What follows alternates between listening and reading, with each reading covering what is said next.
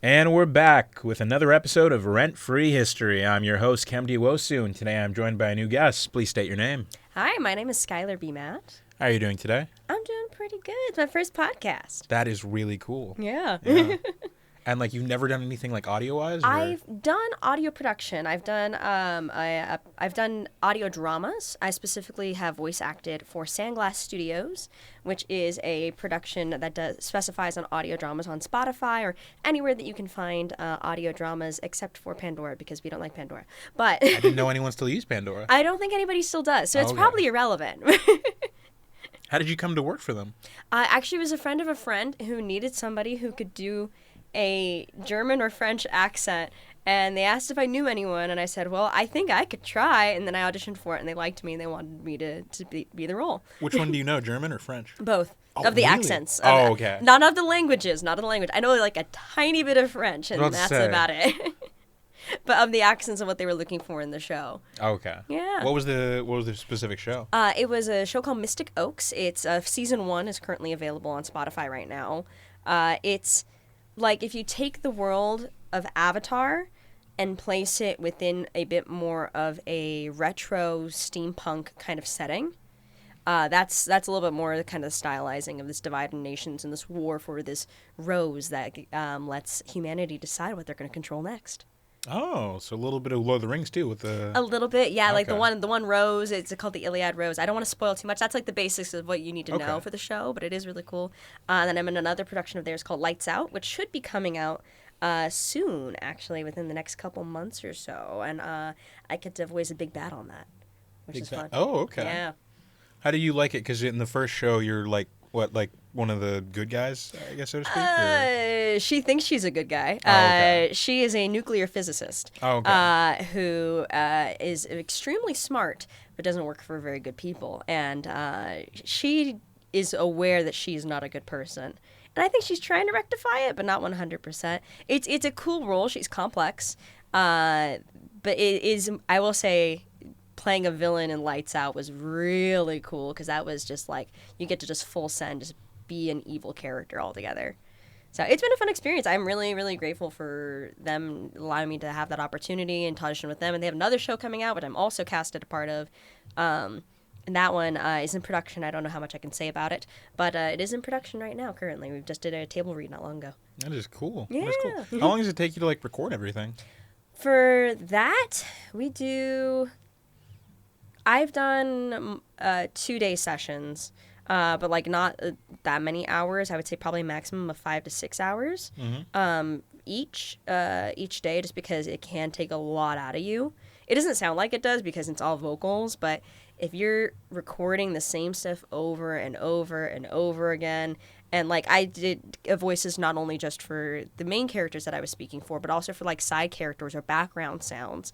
There was a whole sequence of background sounds where it was just people dying and somebody had to die by fire. And so I had to repeat that 3 times. And that was a long sequence that took a lot of energy to get out of. So, but it's really, really fun. It's a cool time. When recording Lights Out was definitely the longest one. I think we actually did that one all in one day, but we did 8 hours because I was only available for a certain amount of time. But it was really cool. And I'm very, very excited to share it. Yeah, there's something special about audio dramas. They, you can't like see what's happening, so you kind of tend to use your imagination. Absolutely. Speaking of imagination, we should talk about today's topic. Yes. It has to do with imagination. Yeah, the king of imagination. King of imagination. Disney. Mm-hmm. So Disney, Walt Disney, of course, Disney movies, Disneyland, Disney Channel, Disney Plus. Yeah. Okay, he wasn't involved in those last two, No, but we'll get to but those. They wouldn't have started without him. Yeah, they wouldn't have started without him. Literally can't without his name. Yeah. But, I think we should also specify, or at least I should have to specify just beforehand.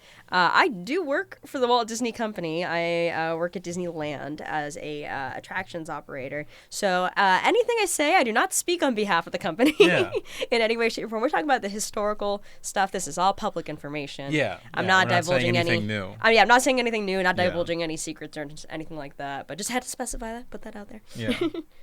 Little disclaimer before every single. Yeah, please let me keep my job. I've actually had several people that work at Disney that have like done this podcast, and like usually one of the topics we've actually talked similarly about what we're going to talk about before with like another one of my people that works at this school, and we did a similar episode, but it was very rushed, and the research was kind of, let's say, flimsy.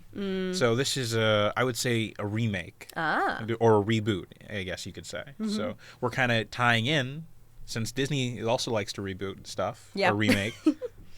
A lot of remakes. But anyways, we're here to talk about corporate takeovers, corporate restructurings, and just kind of the whole history of Disney post Walt Disney's death. Yeah. So Walt Disney dies in 1966. Immediately afterwards, his brother Roy O. Disney takes over, and he basically kind of spearheads his main goals to get Disneyland built, or Disney World built, and Epcot Center built.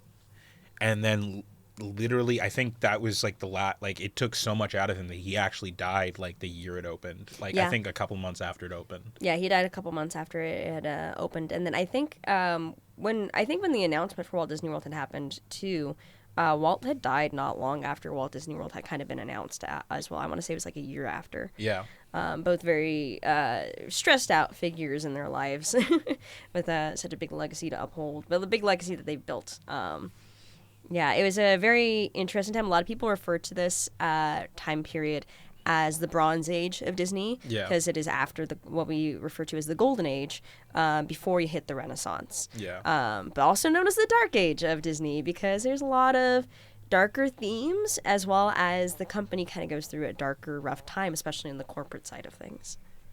Yeah, the last movie that Walt worked on was The Jungle Book, even though by that point he hadn't been as involved in the animation studio.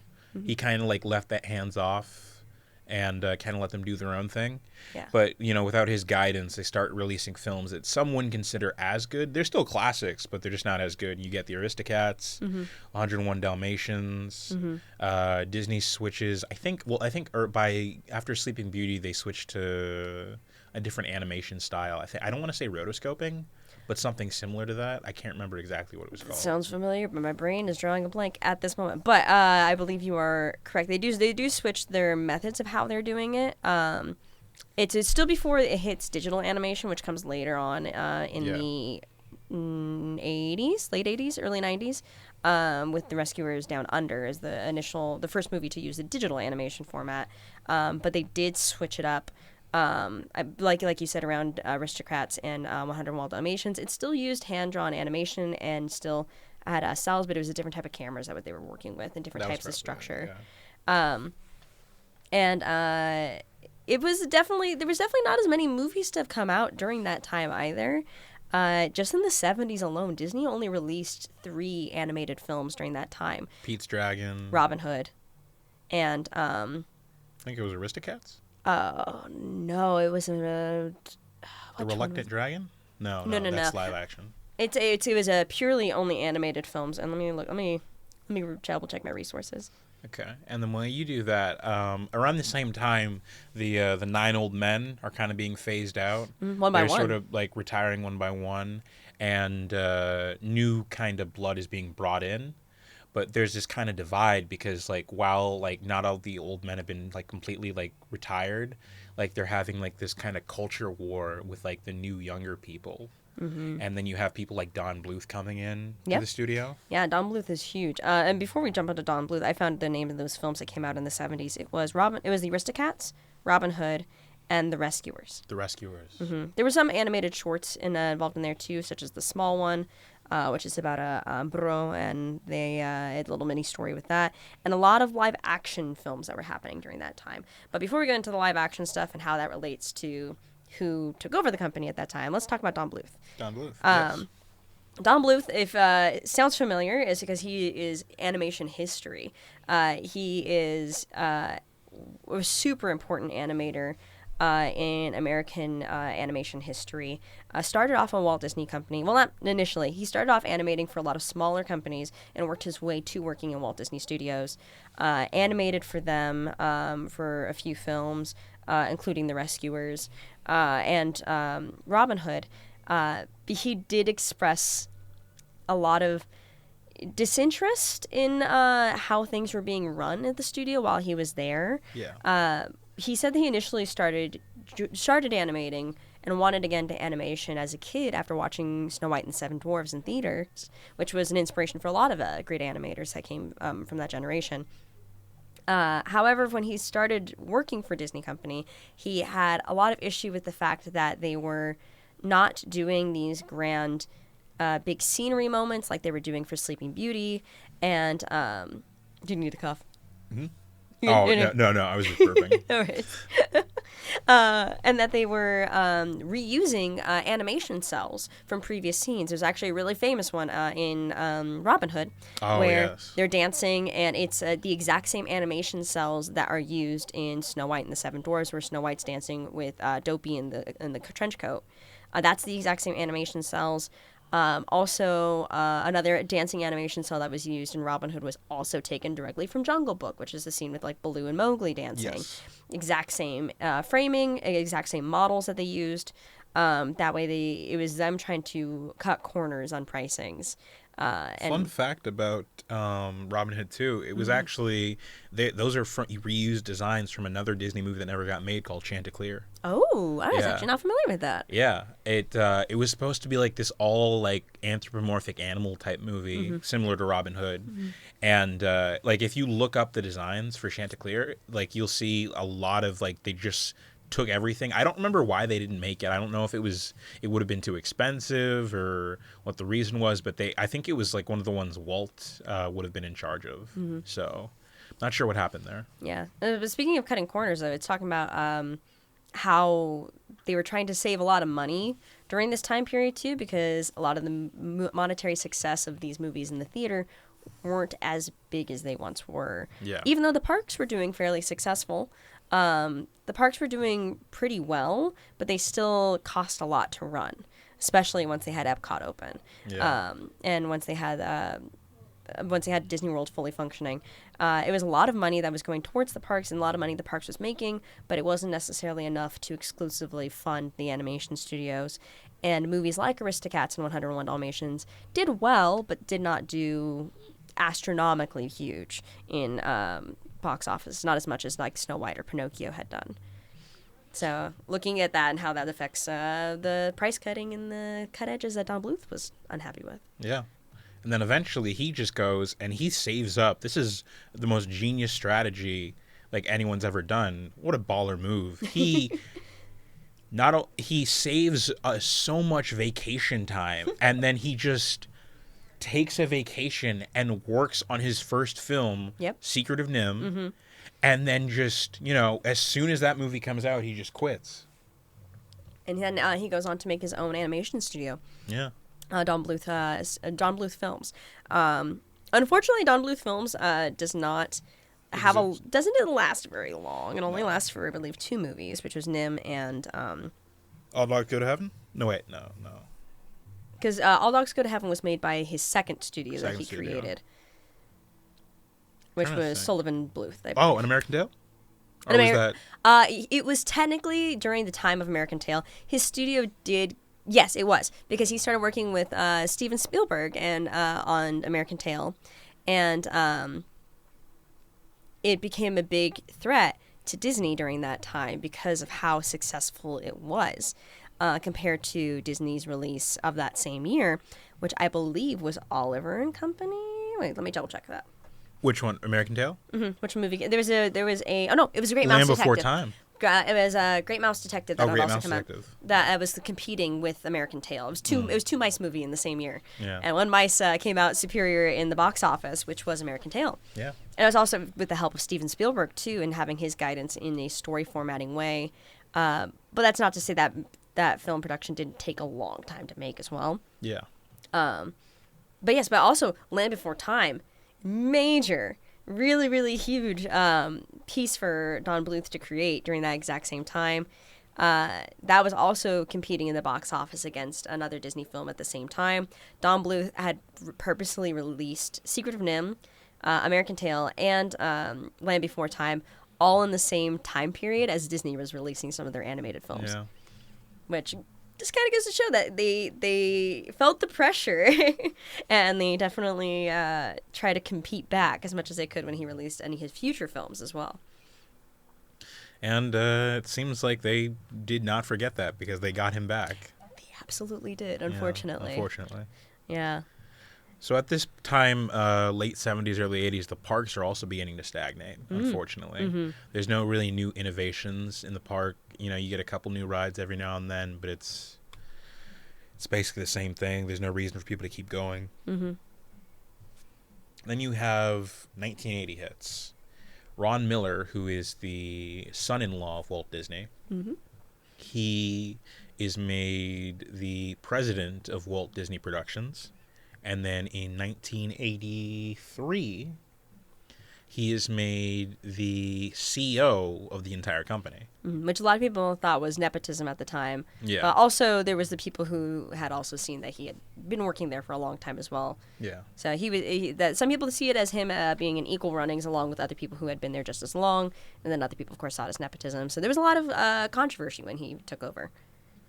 And he tried to do stuff. He had a lot of great ideas, I will say that. He really did. He tried to really push the animation studios, especially to change up things during a time when people felt like all the Disney movies were starting to just kind of feel the same and there wasn't much difference or change. And he wanted to do movies and stylings that were a bit more gritty and a bit more real, but maybe they had more mature themes rather than just being exclusively children's movies. And that's how Touchstone Pictures came to be. Yeah, and their first movie, Splash. Yeah, that's Tom Hanks. Yeah.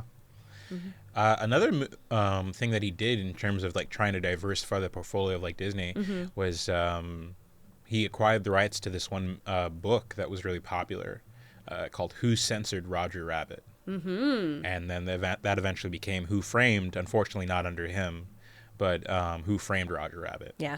That is an insane like book if you've ever read the book. I've heard about it. I have yet to read it myself. I've heard it's crazy. Have you read it? It's such a downer. Like it's so because in the book it's not like the animated characters, they work for comic strips, not like cartoons. So they speak with word bubbles. Oh. And I guess in a book narrative format that makes more sense. Yeah. And the way they like get away with like slapstick and like getting injured in comics is that they can make a double of themselves. It usually goes away after like a couple minutes because that's what you need it for in the comic strip. And basically the whole plot of the book surrounds like the main character the detective whose name I'm forgetting at the moment, but he's trying to solve Roger's murder because Roger's murdered at the beginning of the book. And then Roger was able to make a copy of himself before he was murdered. And this one lasts really long, like a couple days. So they have that time to try and figure out who censored Roger Rabbit. Interesting. Yeah. So he's the one that's the victim in the book versus in the film. He's the one that's getting blamed for the murder. Interesting. Yeah. And then after the movie came out, the writer of the book was like, oh, this is so much better. And so he wrote sequels to the movie. I love that. And he explained the first book as being a dream that Jessica Rabbit had. Interesting. Yeah. Huh. You know what this kind of reminds me of? It reminds me of like when people prior to the movie coming out, when people saw Wicked on stage and they're like, wow, this is such a fun, great musical with like all these hopeful tones and all these great messaging. I'm going to read the book and hopefully it's going to be the exact same type of tone. And no, it's depressing as all hell. Yeah. It still has those same themes and messages, of course, but it's all through a much darker lens. Yeah, there's no part in the book where you read it and then you just kind of go, you know? It just doesn't happen. None of the war cries in the middle. Yeah. No, just more crimes, apparently, that happen. Speaking of going back to what Miller's time or tenure at Disney, another thing that he did, he founded the Disney Channel. Yes. He was like, Disney needs like a channel just to put all their content on. I think it'd be a great idea to start a cable channel. He got some pushback, but eventually on, I think it was April, I hate that I know the date. It was like April 18th, 1983. Wow. Yeah. They launched it. First program that aired was like Good Morning Mickey, which was like some weird kids program. It was probably inspired a lot by the Mickey Mouse Clubhouse, which did exist during Walt Disney's time. Yes. And it wasn't very popular. It was also like a pay service. So you'd specifically have to like pay to like, it wasn't just like on your normal list of cable channels. You had to pay to get it. Yeah. And then they made it, I think by like, it was also called the Disney Channel and not just Disney Channel when it first started. Yeah. And I think by like 97, 98, they stopped the pay thing. So it was just a free cable channel. Yeah. Which, smart idea, Made it more accessible, made more people going to watch it. Yeah. By 2001, they'd kind of found their niche because instead of like appealing to just all families, they just thought, wait, why don't we appeal to teenagers and tweenagers? Because, if we can get them, we can get their parents and their parents' money. So they said, hey now, hey now.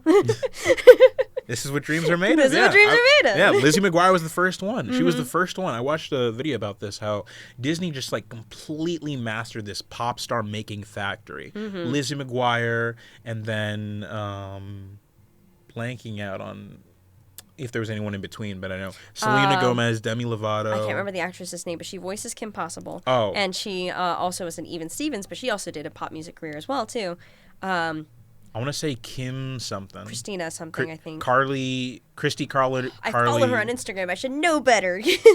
I can find it. 1 second. But, there's a bunch of people. I mean, Bridget Mendler also came out of there. Selena Gomez, Demi Lovato. Yeah. There's a whole bunch of people. Christy Carlson Romano, I think. Christy Carlson Romano. That's exactly who. I remember it's a 3 for name. It's a 3 for Italian name. But and these were all great ideas that Ron Miller had, but they just they weren't strong enough. They weren't well executed enough at the time because a lot of his ideas, Touchstone, Disney Channel, they weren't really well executed until after he had left. Yeah. And he wasn't the strong leader that Disney needed at this time when they were facing so much uncertainty, so much to a fact that only a year after he has taken over as CEO, there's an attempt at a hostile takeover where a bunch of shareholders tried to buy Disney, and they basically Disney had to give them everything they had to make sure that they didn't acquire them because they were going to sell off the studio, sell off the parks. Yeah. And piece it off limb by limb and sell it for as much as they could. Yeah. And then so they immediately ousted Ron Miller. Yeah. And it was very painful, apparently. I mean, I can imagine you've worked there a good chunk of your life. Fun fact, he was a football player. Yeah, I had heard about that. He had a football career until he got critically injured, and then Walt was the one that offered him a job at the studios, and he worked his way up in the studios doing second AD work for a long time, and then eventually starting to handle more on the corporate side of things. But I can't imagine just all the effort that he went towards to try to make sure Disney had variety at the time. Granted, it wasn't all that successful. I mean, there's movies like The Black Cauldron that came out during that time, which I want to talk about completely separately because I have a lot to talk about with that. But a lot of movies didn't do super well, but he was at least trying something different. Yeah. And I think that should totally be applauded, especially from an animation standpoint, too, to be able to have that variety to do something a little different is also really huge. And to also branch and expand the company to see what it could be in the future with Touchstone and Disney Channel. Even if everyone wasn't quite ready or the people who were there handling that execution weren't quite understanding it quite yet. So I understand that he wasn't the strong leadership backbone that the company needed at the time for that change, but he did initiate a change, and that's definitely during a simpler time, more successful time, I think he really could have been a very good choice, but didn't work out. And then 84 hits, and we get the Dream Team. Mm-hmm. At least that's what I like to call them.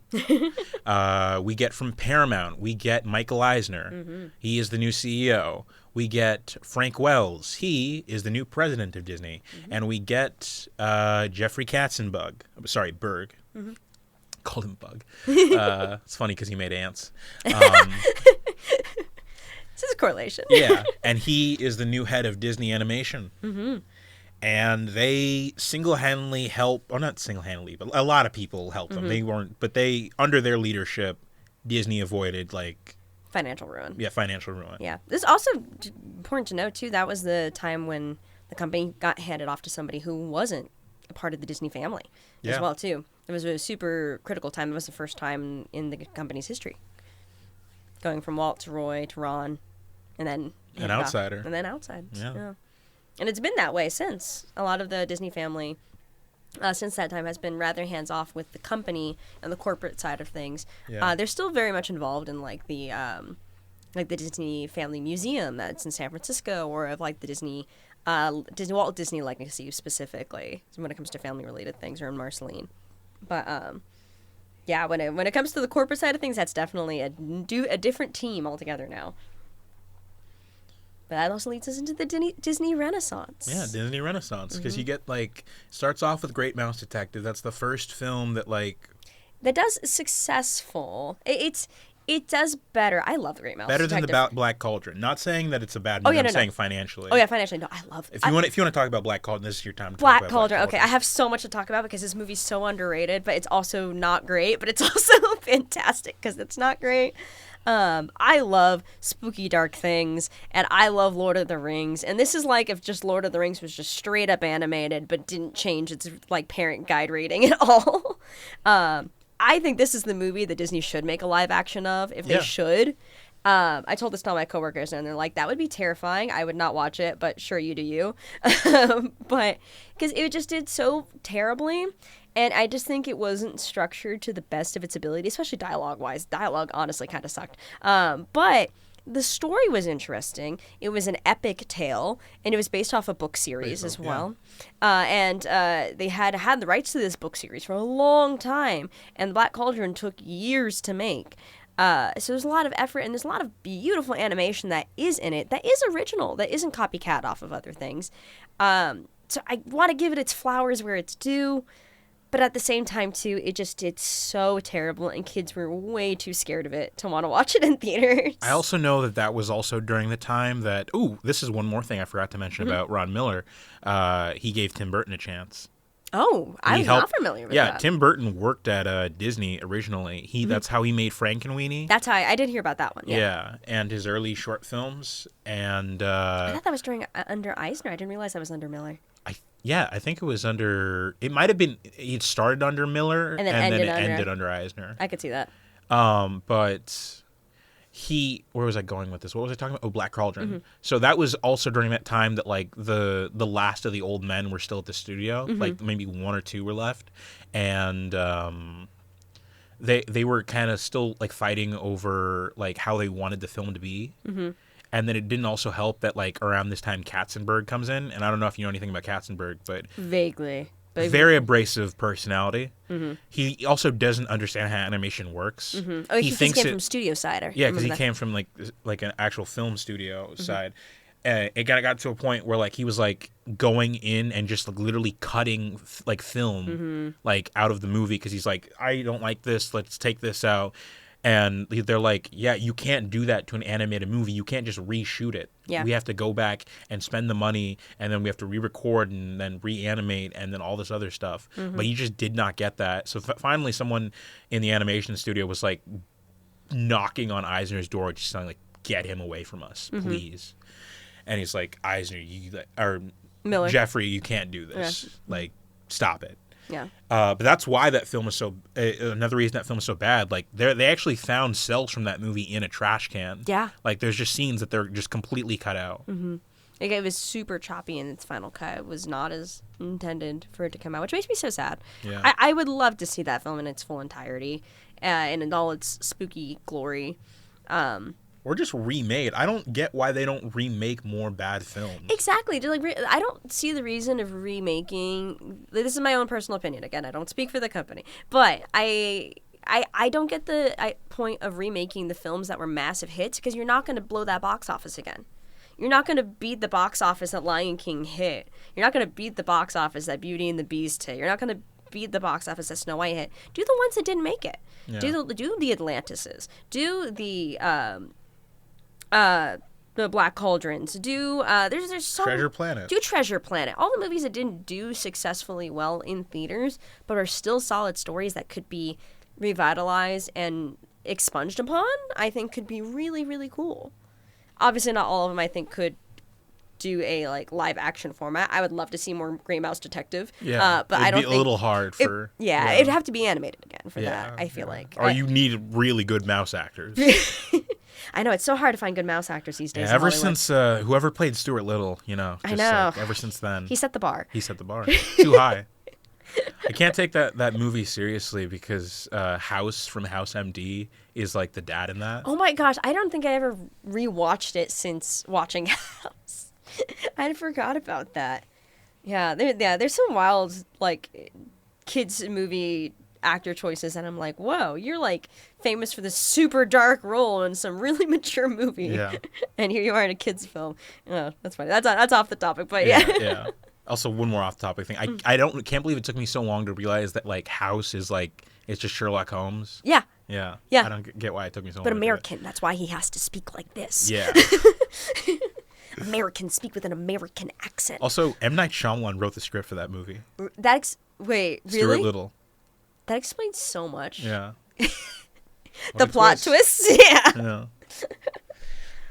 So we get to 88. Who Framed Roger Rabbit comes out. Mm-hmm. One of the big. I think personally, it's my favorite Disney movie. Really? Yeah. It's a good one. It's just I just love how they were able to get all these different eras of animation together, tell a cohesive story, and I feel like it's an all ages story too. Yeah, and I feel it has some mature themes in it. Yeah. It's got a lot of mature themes in it, if I'm being perfectly honest. But it's a really good film, and I think what it does is it really inspires looking back at the history of animation because of how many animated figures it features in that film, that I feel like if anybody is aspiring to become an animator, they're going to watch that and be like, oh my gosh, look at that. They have Bugs Bunny and Mickey Mouse skydiving together. I can't wait. I want to do animation. That makes me excited to go and do animation. And they had to have them together because that was the rule. Yeah, they had to be there equal time. Same thing with Daffy and Donald. Yeah, I think that was one of the last times the guy who voiced all the Looney Tunes, Mel Blanc, did the voice. Wow. Yeah. That's a good one to end it on, honestly. Yeah. So we get there. Very little fun fact about that too. They wanted Bill Murray for the detective in that movie, but he has this thing where he has a voicemail answering machine. Wait, he's impossible to get a hold of. Yeah. So he checks it every now and then, and if you haven't made the movie yet, he might, and he wants to do it. Yep. That's how it'll happen. It's a miracle we even have Ghostbusters because of him. Well, he only did Ghostbusters because he wanted to do this other film. Mm-hmm. I think it was called Razor's Edge or something like that. Mm-hmm. And nobody remembers that movie. No, it didn't do very well. They remember Ghostbusters. Mm-hmm. That's funny. I could see that. So we get to 89, and we get Little Mermaid. Yes, love Little Mermaid. Beginning of the Disney Renaissance. Mm-hmm. That is. I feel like Roger Rabbit and Great Mouse Detective are that steady incline leading towards it. I think Little Mermaid is the solidified true title of what the beginning of the Renaissance is, personally. And then Rescuers Down Under brings it home. No, I'm kidding. I feel like people forget about Rescuers Down Under. I loved that film as a kid. Yeah. I mean, it's probably not the greatest storytelling, but it's I remember really enjoying it. I remember being intense. I loved the Golden Eagle. I loved how pretty and crispy everything looked in the digital animation style, which later on led on to Lion King and all future 2D animated films from Disney from that point. But the Rescuers, even though it didn't do well financially in office, because it pioneered that digital animation style too. This is also going back to Don Bluth. What kind of led to some of his downfall as well. He stuck with traditional celled hand-drawn animation with his. In addition to a lot of his films let's not lie, Don Bluth films are pretty dark. Yeah. There's always child endangerment. There's some crazy death. There's some really creepy, dark themes, and usually a lot of it. But that's part of the charm of it. He thought Disney wasn't necessarily going that far, but Disney, a lot of people at that time, I think, were probably getting a little oversaturated of really dark films and wanted something with more levity and more light. And The Little Mermaid was really that. Little Mermaid, and then you got Beauty and the Beast a couple years later. Yeah, they get like the first and only animated film to be nominated for best picture. I think Beauty and the Beast is definitely. I don't want to give it my all-time favorite Disney film, but it is my most appreciated Disney film. I think it's my number 2. My first one is Mary Poppins, but that's just for personal nostalgia reasons. I still cried when I hear Feed the Birds. I cry every time. I love that film. And then we get Aladdin 92. We also have Lion King as well. Don't forget. Lion King 94. That is the peak of Disney. Yeah. That is the biggest they ever were, in my opinion. Because also box office wise, like they were on top of the world. And then 94 hits and something unfortunate happens, corporate wise. Frank Wells, who was the president of Disney, dies in a helicopter crash. Yeah. And so Katzenberg wants to be made the president of Disney, but Roy Disney, the son of Roy O. Disney. Roy the Second. Yeah. He basically goes, if you make him the president, I will quit. I will start a proxy war. I will make it very hard for you because I hate this man.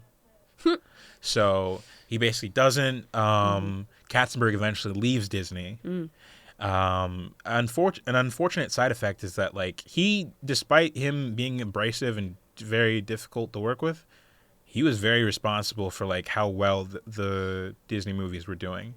And you can see that as soon as he leaves, Mulan comes out the next year, not as good. Everyone actually thought at the time Lion King was going to suck and that Mulan was like going to be like the big art piece that like they were going to win an Oscar for. And then Hunchback of Notre Dame, I like it. I love Hunchback. I also love Mulan. Yeah. Mulan's, I think, a great film. But not Mulan. Pocahontas. Oh, Pocahontas. I was about to say, yeah. Yeah, Pocahontas, it's a good film, but it does have a lot of narrative problems. Yeah. Not to mention it's also just problematic nowadays, too, as well. It's in its theming and storytelling of historical figures. But that's its own separate thing. But as an animated story movie, it's definitely not as good as Lion King. Lion King was stellar.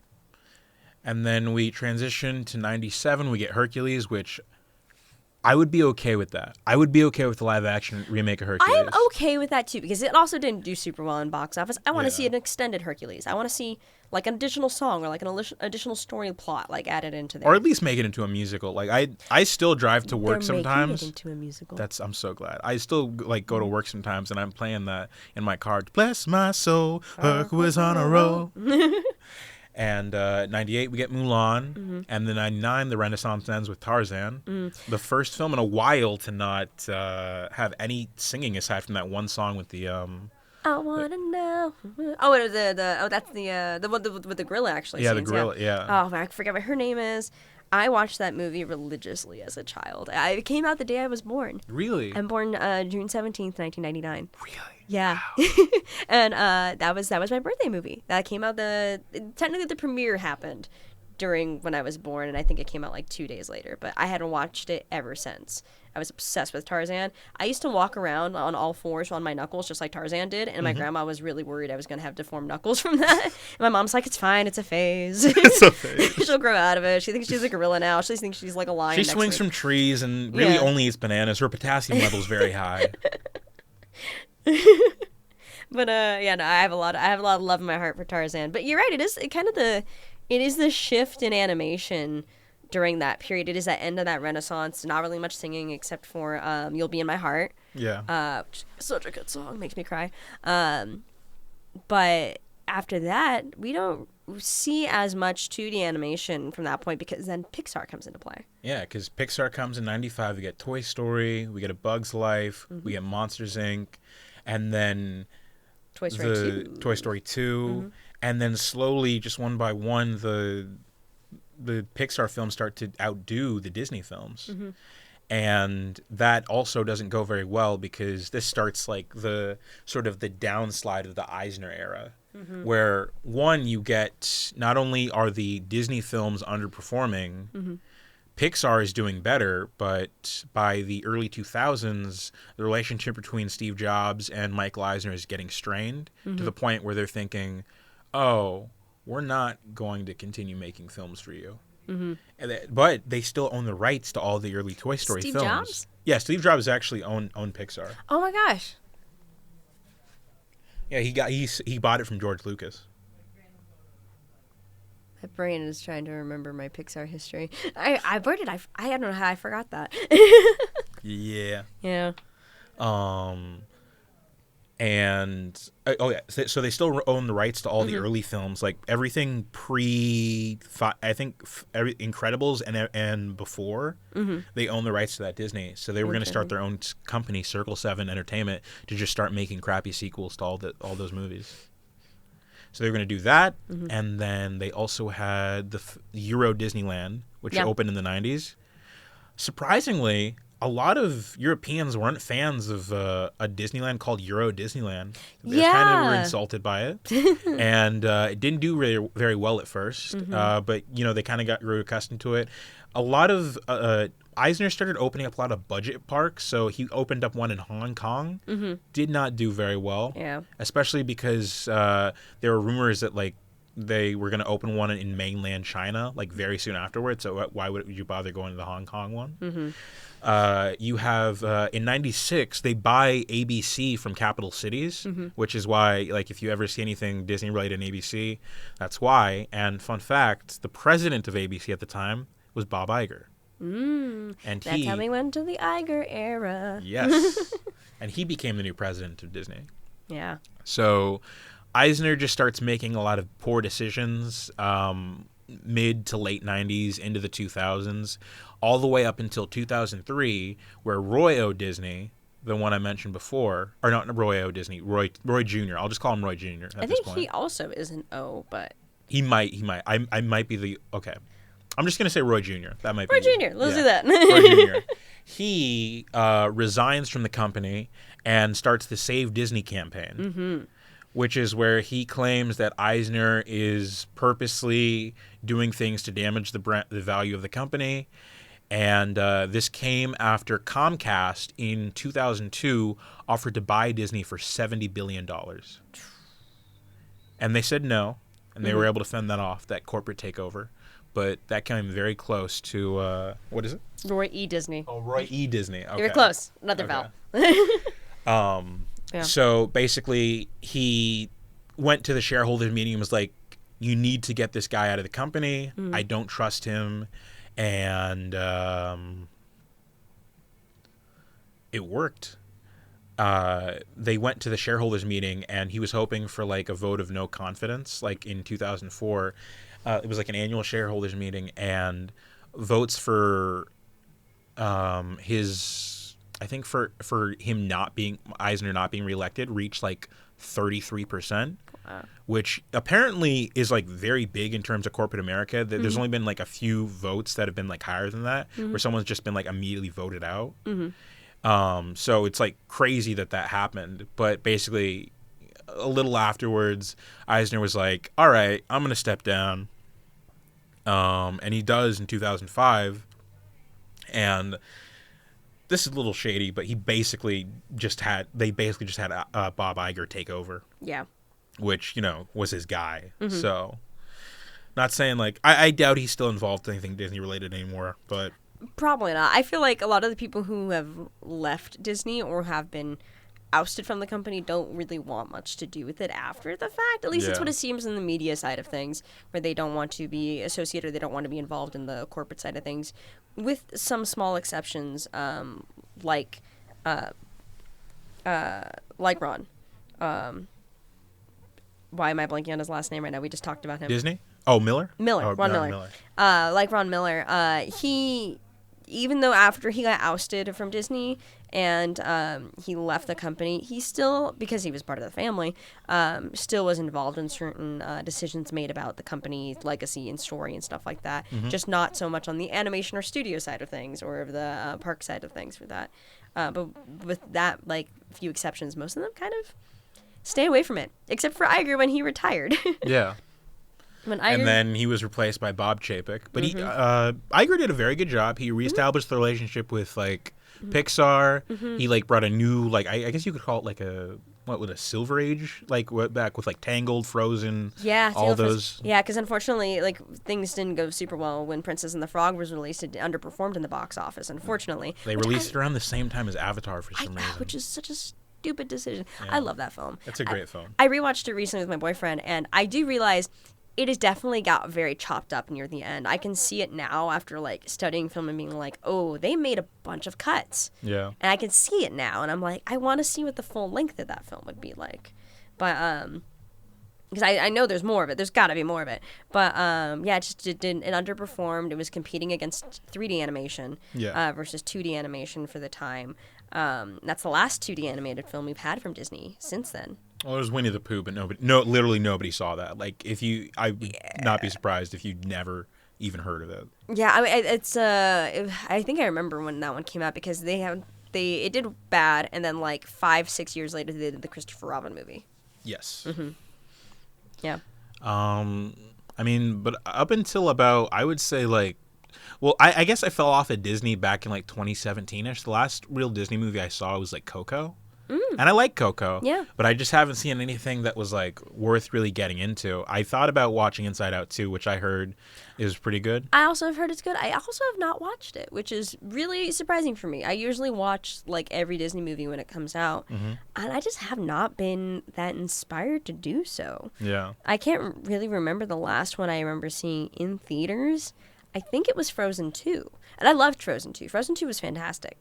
I liked it, honestly, probably more than the first. And I love the first. I just think the second one is such a cooler, yet slightly more intimate story. Yeah. But since then, the only movies I've really watched have been the Pixar releases because they've been new and original. Yeah. A lot of the Disney stuff that's been coming out in the last 7 years has a lot of them been remakes. I can't really name that many that are Disney Animation Studio new films besides Wish, which I did not go and watch.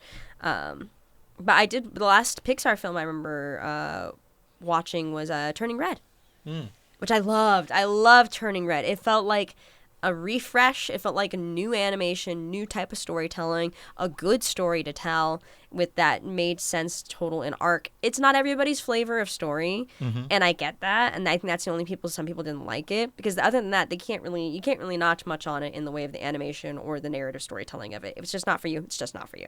Yeah. But I think it's a great film. I highly recommend it. It's one of the few films that Pixar has made in a while that also doesn't have a big tragedy happen in it.